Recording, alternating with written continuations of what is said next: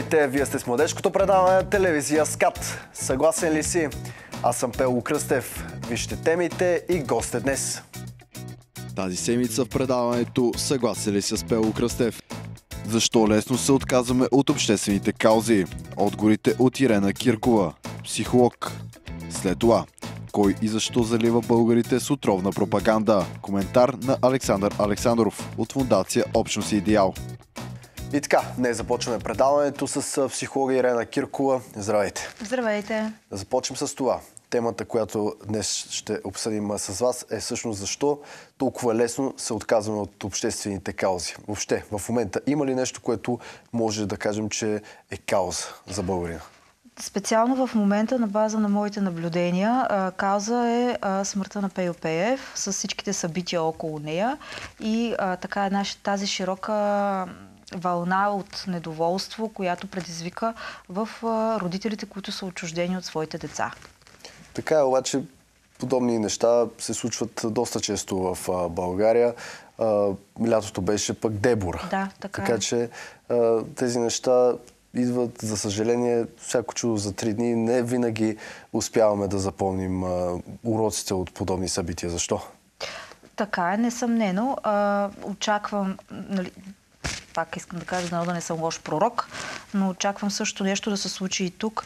Обикновено такива масови прояви възникват там, където се удари болна тема в обществото, болна несправедливост, която виждат всички, но която на този етап никой не е имал механизми за как да отреагира на нея. Така стана и при Дебора, така се случи и тук. Защо се получава така?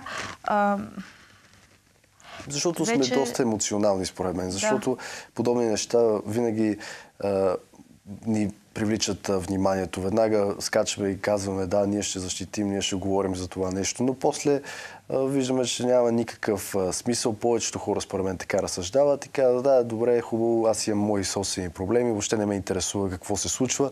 Продължавам да следвам как да си оправя нещата, които зависят за мен. Според мен това е една от особеностите, които са характерни за нашия, към момента, разбира се, за нашия народ. А това е, че много бързо се отказваме от обществено значими каузи.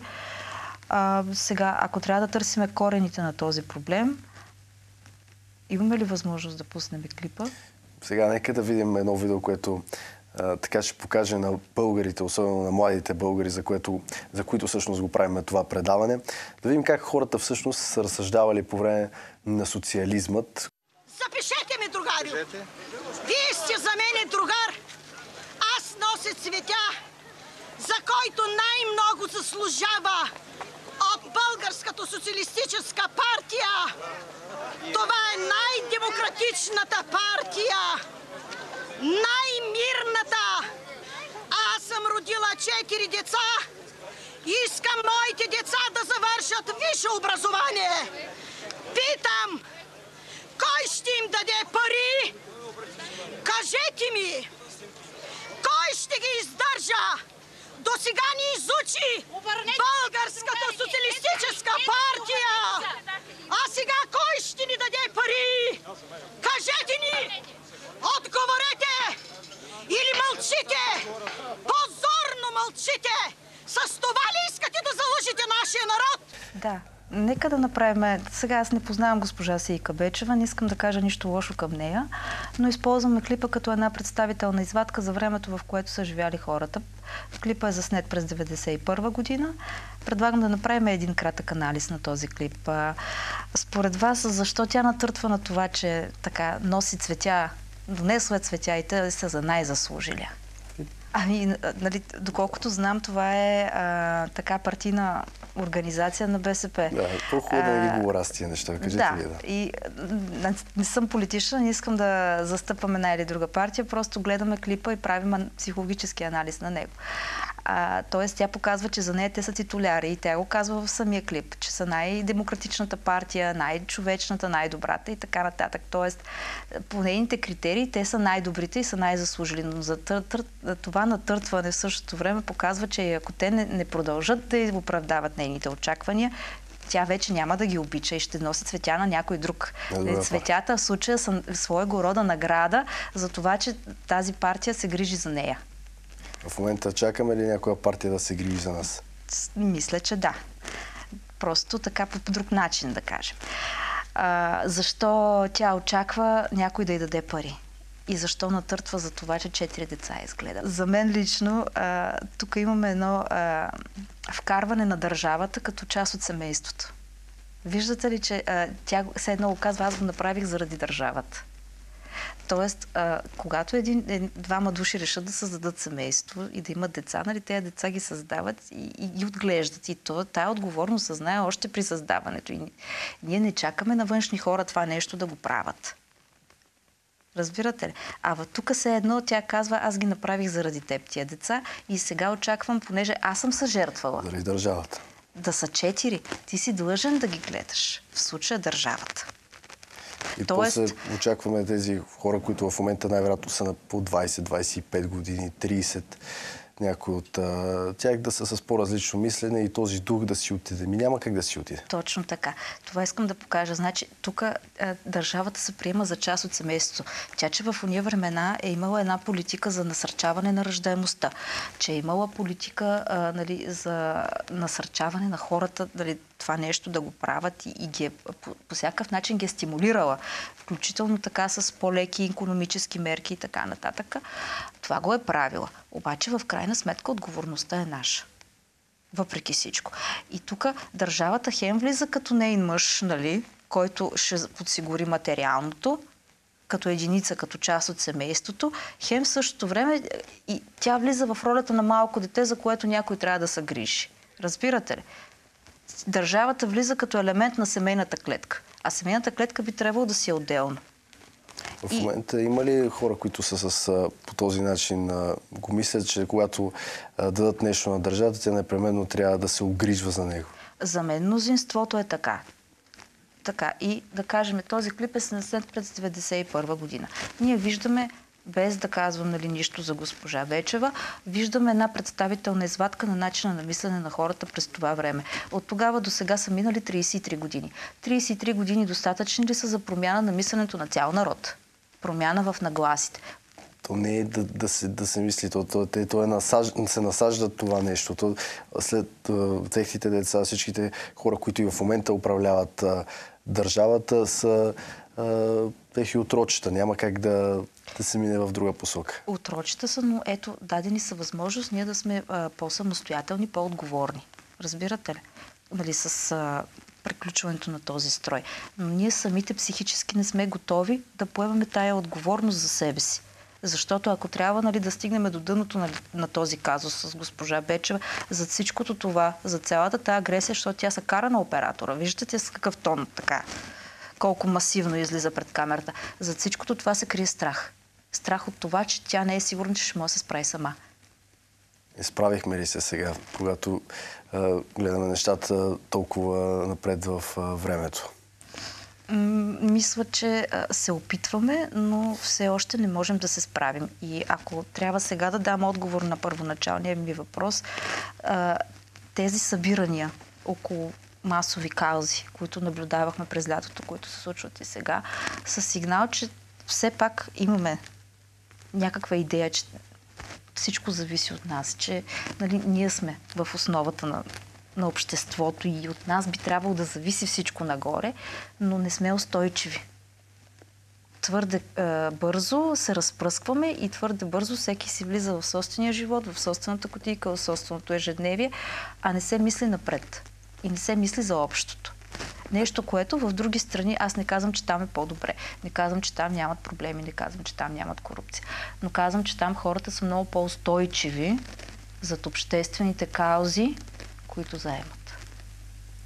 Да, ако излезем сега навънка и ги питаме хората, случайни хора, длъжни ли са политиците да се огрижват, да ни огрижват, длъжна ли е държавата? Те ще кажат да.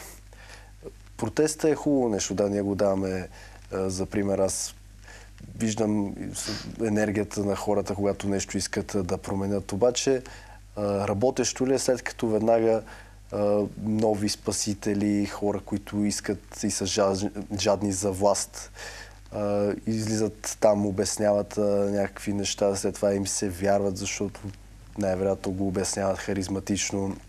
В момента не виждаме хора, които да анализират толкова много.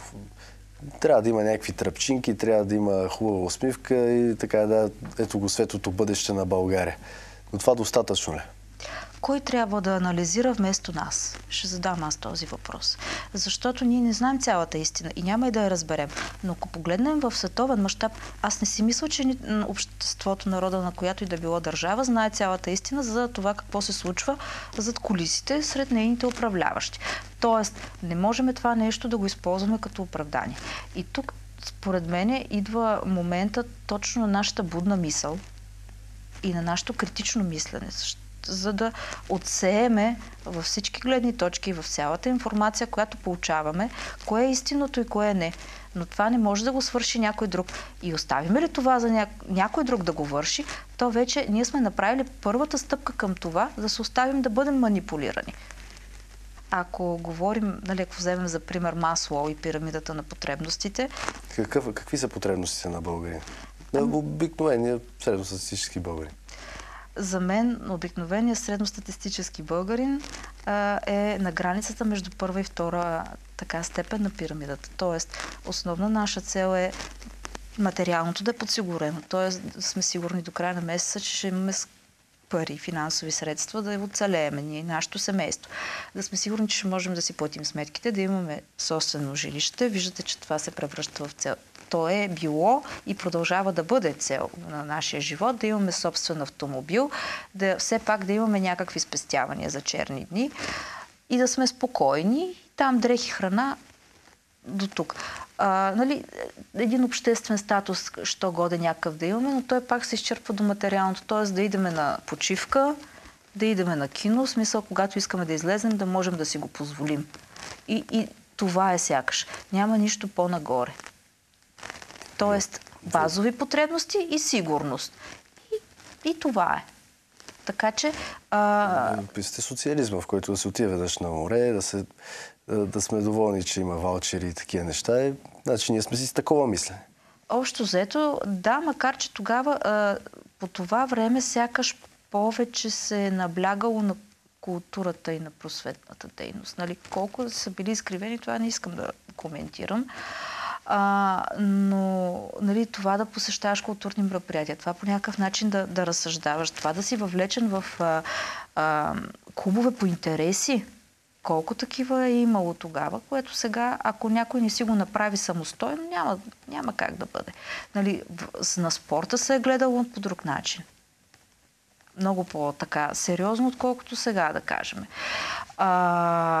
Така че имало е. Нали, сега по-скоро това е оставено в нашите ръце. И ние да си се самоорганизираме и кой където иска там да ходи, няма го като държавна политика. И за това съда не толкова на база на това, кое се прави за възрастните хора, а това какво се прави за децата. Защото едни навици, един режим, един начин на живот, той се възпитава в детска възраст. Ако не го възпиташ в детска, после е много трудно.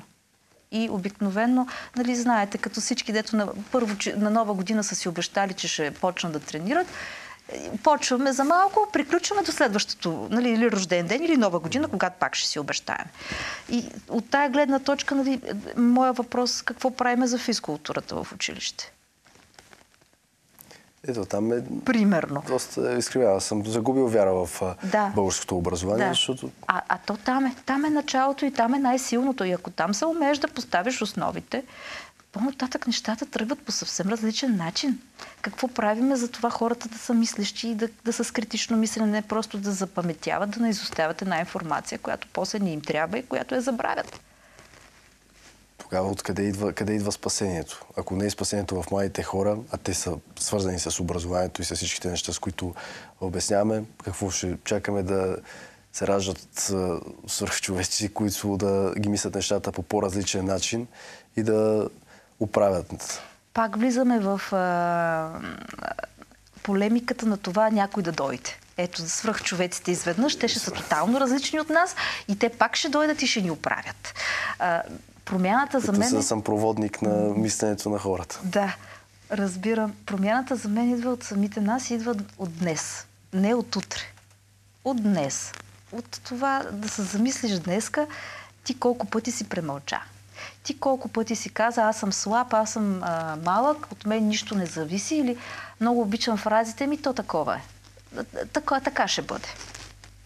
Което за мен са индикатори за едно много примиренческо мислене, което докато при нас доминира, няма да ни се получат революциите. Революциите. Защо революциите? Защото наблюдавам в общественото пространство напоследък, че всеки хваща тема, която е значима за него и се опитва по някакъв начин революциите в кавички, не по този начин, по който трябва. Да провокира хората към различна гледна точка, към разсъждение, към това да обърнат малко начина на мислене, да се замислят и да престанат да живеят в автоматизма. За това. Революция е сега случващото се с Пейо, революция е това, което се случи лятото с Дебора. Такива неща имам в предвид. Какво е мисленето на младите хора? Познавате ли млади хора, които искат нещо да направят по този начин, по който го обяснявате? В момента, според мен, са в двете крайности. Едните са доста, даже в доста голяма степен проглобалистично настроени. За тях България... Въобще знаят ли какво е значението на тези... Не, то е начин на мислене. Аз не си мисля, че го обличат в термини. Просто говоря за начин... Така си живеят и така го смятат за нормално. Нали, важното е нещото да работи, без значение откъде се взима. Нали, важни са парите, важно е така да имаш къща еди къде си, да работиш много. Да не работиш много, да се забавляваш. Нали, оттам нататък другото не ги интересува. Не са ли виновни в по-голямата си степен родителите на тези деца, които ги държат в родните си домове и места до 25, 26 години, 27, да, той още не е готов да заживее сам, да създаде семейство, грижат се за тях, пред себе си не мога да признаете, той вече би трябвало или тя да си хване пътя, самостоятелния път. Не ги ли учат те на тези неща? Ще се съглася с вас тук, защото това е тенденция, която така наблюдавам да се разраства. Така във все по-голяма и по-голяма степен, именно за свръхобгрижваме децата и като по този начин ги правиме несамостоятелни и не спомагаме за развитието на тяхното мислене и най-вече за тяхната отговорност. Защото ето сега имам клиент, момче на 30 години, и той по отношение на това да си печели пари, да си има семейство и нали, всичките неща, които произхождат от жизнения етап и целите и задачите, които има пред себе си, именно изходящи от този жизнен етап, той е на ниво тинейджърско начин на мислене. Тоест, къде ще се събереме, кой матч ще гледаме, на коя дискотека ще отидеме. Оттам нататък няма никой. Нали, работи извън страната, защото там се печелят повече пари. Готови сме да жертваме семейството, т.е. да го сме в този режим, ако някога, когато има семейство. И така. Нали, да се върна на въпроса за предходния за младите, това са едната крайност. Другата крайност са в посока на теория на конспирацията там. Много четат, много мислят, много разсъждават, опитват се да хванат някакви връзки, но самата теория на конспирацията, за мен тя също се използва много удобно за манипулация. Тоест, хубаво е да четем, хубаво е да се интересуваме, но все пак ние да сме хората, които преценят на кое да имаме вяра и на кое не. Така е. Тема с продължение. Ще ви кажем и за напред в нашето предаване. Наистина малко ни беше, но със сигурност ще продължим. Много ви благодаря. Ирена Киркова в младежкото предаване на телевизия СКАТ. А сега реклами и след това продължаваме.